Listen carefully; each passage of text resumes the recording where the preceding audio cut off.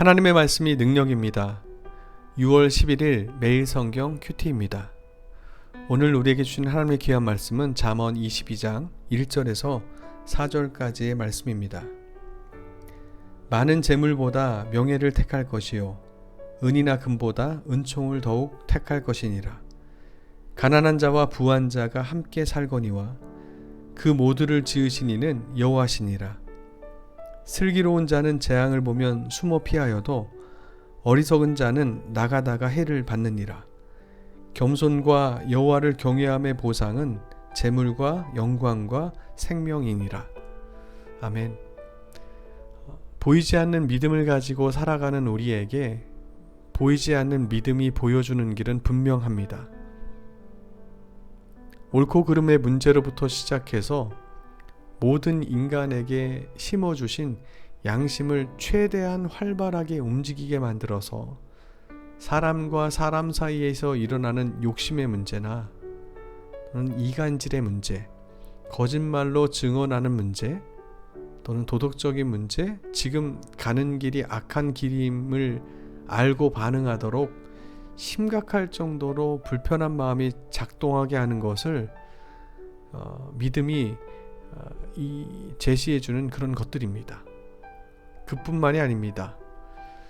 겸손함과 교만하고 거만함의 태도 중에 어떤 모습을 내가 가져야 되고 또 사람들에게 피해가 되고 불편함을 주는 말과 행동들에 대해서 분별하는 것도 믿음이 반응하는 그런 모습입니다.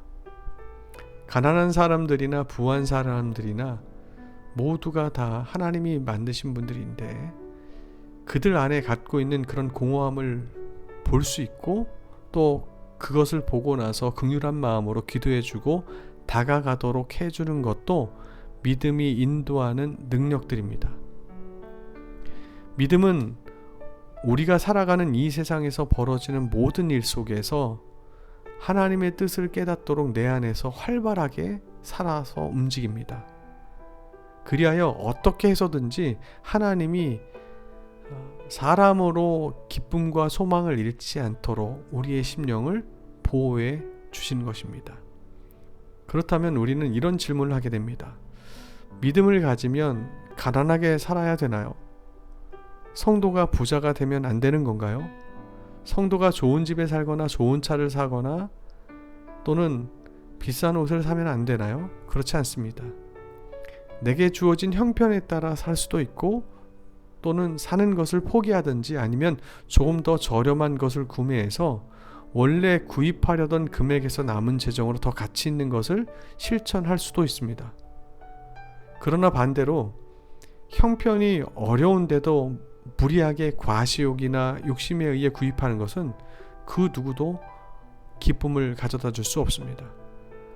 잠깐의 자기 만족은 있을 수 있습니다. 그렇지만 머지않아 그 반복된 소비 습관으로 인해서 심각한 궁핍함과 재정의 어려움을 겪게 되는 것을 우리는 흔히들 많이 봅니다. 고린도전서 10장 23절에 보면 사도 바울이 이렇게 말씀하고 있습니다. 모든 것이 가하나 모든 것이 유익한 것은 아니요 모든 것이 가하나 모든 것이 덕을 세우는 것은 아니니 라고 말씀하면서 24절에 누구든지 자기의 유익을 구하지 말고 남의 유익을 구하라 라고 말씀합니다. 그러면서 10장 33절에 보면 이 모든 내용의 결과로 나와 같이 모든 일에 모든 사람을 기쁘게 하여 자신의 유익을 구하지 아니하고 많은 사람의 유익을 구하여 그들로 구원을 받게 하라. 즉 이게 바울 자신이 살아가는 방식이라는 거죠.